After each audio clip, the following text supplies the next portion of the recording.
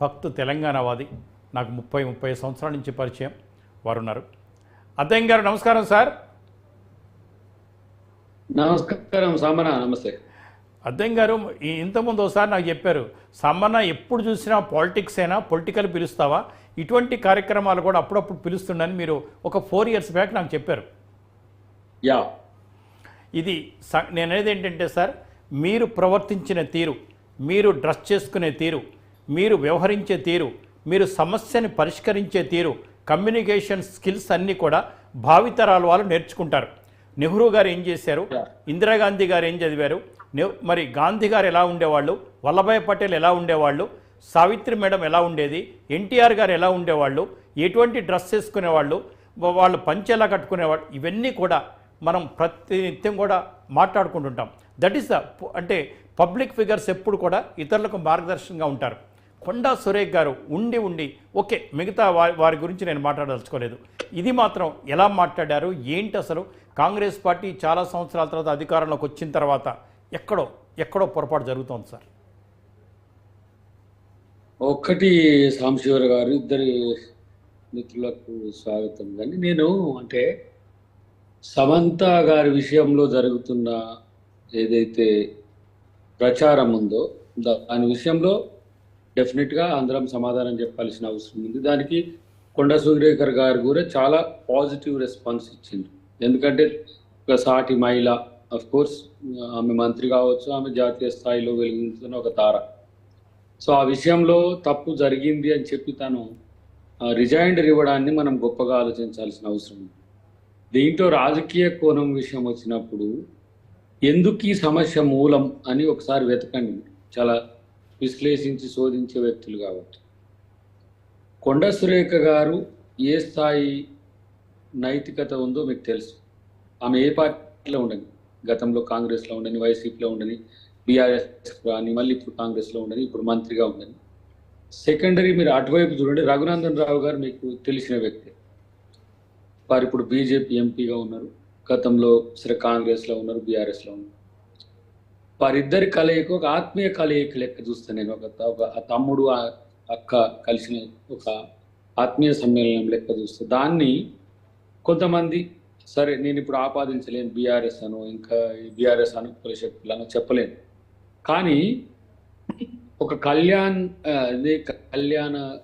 ఏమంటారు, కళ్యాణ్ లక్ష్మి లేకపోతే షాది ముబారక్ అని ఒక పథకం యొక్క చెక్కుల పంపిణీ విషయంలో వాళ్ళిద్దరు కలిసిన సందర్భంలో వాళ్ళిద్దరు దిగిన ఫోటోని ఎట్లా ట్రోల్ చేసిందో మీరు చూసిండ్రు. ఇది ఒక మహిళా సోదరి, ఒక సోదరుడు కలిసిన సందర్భాన్ని ఏ విధంగా ట్రీట్ చేస్తున్న అంశాన్ని మీరు గమనించండి. అక్కడి నుంచి ఆమె కొంచెం కొండా సురేఖ అంటే మీకు తెలుసు, ఆమె కొంచెం లెక్కుంది, దానికో తిక్కుంది. ఆ విషయంలో కేటీఆర్ గారు స్పందించడాన్ని కూడా ఆమె అభ్యంతరకరంగా చెప్పి ఏ విధంగా స్పందించాడు, అక్క ఇప్పుడు అర్థమవుతుందా నీకు, గతంలో నన్ను కూడా మీరు కామెంట్ చేసిండు కదా, ఇప్పుడు అర్థమవుతుందా అని. అంటే ఏంది, ఒకవేళ కనుక నేనే కనుక ఆ ప్లేస్లో ఉంటే, కేటీఆర్ గారి ప్లేస్లో ఉంటే ఏమంటా అంటే, మహిళను కించపరచడం తప్పు, మంత్రిగా ఒక బీసీ బిడ్డ ఈరోజు మంత్రి అయిన అమ్మను ఇట్లా అవమానపరచడం అనేది ఎవడైనా సరే అది తప్పు, వాళ్ళ మీద వాళ్ళు శిక్షార్హులు, వాళ్ళ మీద చర్యలు తీసుకోవాలని చెప్పాలి. కానీ తను ఆ విధంగా స్పందించడం పక్కన పెట్టి, మీకు ఇప్పుడు అర్థమవుతున్నదా, ఈ రకంగా మా గతంలో మీరు మాకు సినిమా హీరోలతో అట్లా కలిపి మీరు చేసిన కామెంట్స్ మీరు చూసుకోరు, ఇప్పుడు అర్థమవుతుందా మీకు అని. దానికి కొండా సురేఖ గారికి సంబంధం లేదు. మీరు ఆ స్పందించాల్సిన తీరు అది కాదు. అక్కడి నుంచి ఆమె కేటీఆర్ గారి మీద ఒక ఒక రకమైన ప్రతీకారేచ్ఛతో చేసిన కామెంట్ అది. దాంట్లో సమంత గారిని మనము సీన్లోకి తీసుకురావడం వల్ల తన మనోభావాల కంటే కూడా ఒక మహిళ మనోభావాలుగా మీరు చూడండి. దానికి ఇమ్మీడియట్గా ఒక మహిళగా తను స్పందించింది. అది నా విషయంలో అది మిస్టేక్ జరిగింది కాబట్టి దాన్ని వెనక్కి తీసుకుంటున్నా అని చెప్పడం జరిగింది. దాన్ని బీఆర్ఎస్ శ్రేణులు దాన్ని ట్రోల్ చేయడము, దాన్ని సెన్సేషన్ చేయడము, సెన్సిటివ్ అంశాన్ని తెర మీద తీసుకురావడం అని చేసి, అఫ్కోర్స్ చిరంజీవి గారి నుంచి మొదలుపెట్టి ప్రకాష్ రాజ్ గారి వరకు అందరూ కూడా దాని మీద స్పందించారు. దాన్ని వ్యతిరేకించలేను, లేదంటే సినిమా ఇండస్ట్రీ పాత్రను కూడా నేను వ్యతిరేకించలేను. ఎందుకంటే వాళ్ళ యొక్క అంశాల్లో ప్రతిసారి సినిమా ఇండస్ట్రీలో ఉన్న వాళ్ళని అందరినీ కూడా బదనాం చేసే పని రాజకీయ వ్యవస్థ చేస్తున్నారు. ఆ విషయాన్ని మనం ప్రత్యేకించి స్పందించాల్సిన అవసరం ఉంది. అది మంచి సంస్కారం కూడా కాదనేది నా అభిప్రాయం. ఈ విషయంలో కొండా సురేఖ గారు, సమంత గారి అంశం వరకు వాళ్ళిద్దరు చూసుకుంటారు. ఆఫ్ కోర్స్ నాగార్జున గారు స్పందించిండ్రు. వారి మాజీ కోడలు కావచ్చు, సినిమా ఇండస్ట్రీలో ఆయన ఒక పెద్ద లెజెండ్ కావచ్చు, దాన్ని నేను ఆక్షేపించను. కానీ బీఆర్ఎస్ కోణాన్ని మనం విశ్లేషిస్తే దాన్ని సెన్సిటైజ్ చేసి రాజకీయాల కొరకు చేయడం అనేది అది అత్యంత ప్రమాదకరం. గతంలో మీరు మహిళల్ని రికార్డింగ్ డ్యాన్సులు చేసుకోమన్నారు. గతంలో ఈ రాష్ట్ర గవర్నర్ ఆమె తమిళసై ఆమెను మీరు ఏ విధంగా ఒక్క నిమిషం అద్దంకి దయాకర్ గారు, ఒక్క సెకండ్. ఇక్కడ మహిళల్ని కించపరచడం, సినిమా పరిశ్రమని కించపరచడం కాదండి.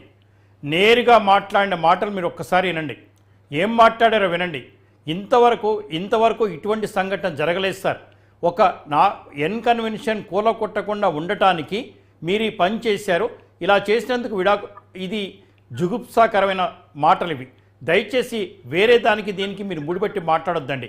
మీరు ప్రభుత్వంలో ఉన్నారు, సంఘ సంస్కర్తలు, మా అందరితో పాటు ఉద్యమంలో ఉన్నారు. మీరు వేరు, మిగతా వేరు.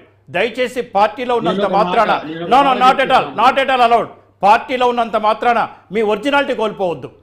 ఇదే మాట్లాడింది అంటే ఇంతకుముందు కేటీఆర్ గారు మాట్లాడినా, ఇంకొకరు మాట్లాడినా ఇవే మాట్లాడారు? ఇంత తీవ్రంగా మాట్లాడారా? ఇది కుటుంబాల జోలికి వచ్చారు, ఫ్యామిలీ జోలికి వచ్చారు, మహిళల జోలికి వచ్చారు. ఇంతకన్నా అసహ్యమైన మాటలు ఇంకేమైనా ఉంటాయా? నేను ఒక మాట చెప్తా సామాన్య, ఇన్కన్వెన్షన్ అని కాదు, ఏదైనా సరే అక్రమం ఎవరు చేసినా అది సక్రమం. మనం పేదోడు అవినీతి చేసినంత మాత్రాన పేదోడు కాబట్టి అవినీతి చేయొచ్చని సర్టిఫికేషన్ ఇయ్యను. నేను పేదల పక్షాన కొట్లాడే నాయకుడినే కావచ్చు, పీడితుల పక్షాన కొట్లాడే నాయకుని కావచ్చు, ఒక ఫెమినిస్ట్గా అఫ్ కోర్స్ ఈరోజు జాతీయ స్థాయిలో జరుగుతున్న అంశాల మీద మేము చర్చించవచ్చు. కాదు, నేనేమంటున్నా, కొండ సురేఖ గారు సమంత గారి మధ్యన జరుగుతున్న ఏవైతే ఆక్షేపణలు ఉన్నా మీరు గమనించండి. సమంత ఈ రోజు ఇప్పటి వరకు కూడా స్పందించలేదు. తను ఫీల్ అవుతుండొచ్చు. ఇంకేం స్పందిస్తారు సార్? ఇక సమంత గారు స్పందించే ఈ లాగా చేసుకున్నావా మనం తెలంగాణలో? ఒక్క నిమిషం సార్, 1 మినిట్ మీ దగ్గరికి వస్తాను. మాధవీలత గారు నమస్కారం మేడం.